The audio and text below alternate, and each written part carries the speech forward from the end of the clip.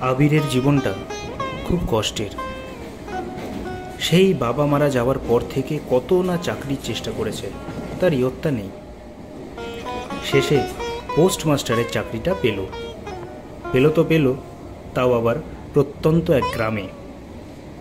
সে কখনো অমন গ্রামে থাকেনি, কিন্তু চাকরিটা তাকে করতেই হবে। বাড়িতে যে তার বুড়ি মা আর বোন রয়েছে, তাই বাধ্য ছেলের মতো ট্রেনে বসে আছে, আর ট্রেন যেন তাকে নিয়ে ছুটে চলেছে অবাধ্যের মতো। ট্রেন এসে থামল গন্তব্যস্থলে। এই দুপুরেও স্টেশন নির্জন। অবাক হওয়ার কিছু নেই, এ তো আর শহর নয়। স্টেশন থেকে একটি রাস্তাই চলে গেছে গ্রামের দিকে। সেই পথ অনুসরণ করে এগিয়ে চলল আবির। সে তো রাস্তা জানে না, আর রাস্তাতে কাউকে দেখতেও পেল না। কাউকে না জিজ্ঞেস করে সে যাবে কি করে, এমন ভাবছে, হঠাৎ রাস্তার ওপর একটা চায়ের দোকান দেখতে পেল। সেদিকেই আবির এগিয়ে গেল। দোকানে এসে চাওয়ালাকে বলল, পোস্ট অফিসটা কোন দিকে বলবেন? সেখানে কেউ যায় না বাবু। আমি নতুন পোস্টমাস্টার, আমাকে তো যেতে হবে, হেসে বলল আবির। দোকানি কোনো কথা না বলে শুধু আঙুল দিয়ে দেখিয়ে দিল। আবির অফিসের দিকে এগিয়ে গেল। একটু এগোতেই সে অফিসটা দেখতে পেল। রং চটা লাল একটা অফিস। আশেপাশে বড় বড় দু তিনটে বহু পুরনো গাছ দাঁড়িয়ে আছে।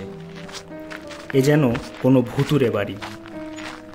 বহুদিন এর কোনো যত্ন নেয়নি কেউ। আশেপাশে আর কোনো বাড়িঘর দেখা যায় না। পোস্ট অফিসের কাছে এসে দেখল মস্ত বড় একটা লোহার তালা দরজায়। সেটা সে চাবি দিয়ে খুলে ভেতরে প্রবেশ করল। অফিস লাগোয়া একটা ঘর। ঘরে সব ব্যবস্থা আছে। ওটাই আবিরের থাকার ঘর। সামনে বিছানা দেখে সে থাকতে না পেরে সোজা ব্যাগ রেখে বিছানায় গিয়ে শুয়ে পড়ল। ট্রেন জার্নির ক্লান্তি তো ছিলই, তাই ঘুম আসতে দেরি হলো না। হঠাৎ ঘুমটা ভেঙে গেল। ঠকাঠক ঠকাঠক আওয়াজ হয়েই চলেছে। এটা কিসের আওয়াজ? আবির ঘড়ি দেখে নিল। এত রাতে কিসের আওয়াজ? চোর ঢুকলো না তো? দেখার জন্য আবির অফিসের দিকে এগিয়ে গেল। অফিস অন্ধকার, কিচ্ছু দেখা যায় না। আওয়াজ যেমন ছিল তেমনই হয়ে চলেছে। আবির লাইটের সুইচ অন করল। চেয়ারে কেউ ওভারকোট পরে বসে আছে। তার হাত পা মাথা মুখ কিচ্ছু দেখা যাচ্ছে না, যেন অদৃশ্য। আর টেবিলে রাখা চিঠিগুলিতে স্ট্যাম্প করে যাচ্ছে। কিন্তু এই গ্রামে এত চিঠি এলো কোথা থেকে? আবির জোর গলায় বলে উঠল, কে ওখানে? কোনো সাড়া নেই। হঠাৎ যেন লোকটা হাওয়ায় মিলিয়ে গেল, আর তখনই চেয়ারের তলা থেকে একটা কালো বিড়াল আবিরকে লক্ষ্য করে লাফিয়ে পড়ল। আবির বিছানায় উঠে বসল। সে ঘেমে চান হয়ে গেছে। সে বিছানায় কি করে এলো? তবে কি সব স্বপ্ন ছিল? তার চোখে রোদ এসে পড়তে সে জানালার দিকে তাকালো। এখন সকাল হয়ে গেছে। সারাদিন তার অফিস গোছাতেই কেটে গেল। দিন যে কাজে কাজে কখন কেটে গেল বোঝাই গেল না। রাতে আবার আবির শুনতে পেল সেই একই আওয়াজ, তার সাথে শেয়ালের বিকট চিৎকার। সারা শরীর যেন শিউরে ওঠে। সে খাট ছেড়ে ধীরে ধীরে অফিসের দিকে এগিয়ে গেল।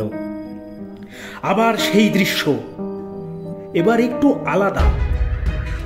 ধুতি পাঞ্জাবি পরিহিত অন্য একজনকে তার পাশে দাঁড়িয়ে থাকতে দেখা গেল।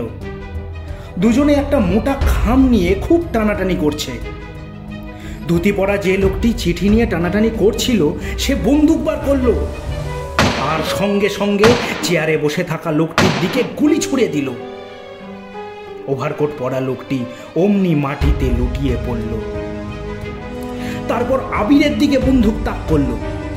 আবির ভয়ে আতঙ্কে মেঝেতে পড়ে গেল। আবার একটা গুলির আওয়াজ। এবার বন্দুকধারী লোকটি মাটিতে লুটিয়ে পড়ল। কোথা থেকে একটা কালো বিড়াল আবিরের ওপর ঝাঁপিয়ে পড়ল। আবিরের হাত গিয়ে পড়ল তার ব্যাগের ওপর, আর অমনি সব অদৃশ্য হয়ে গেল।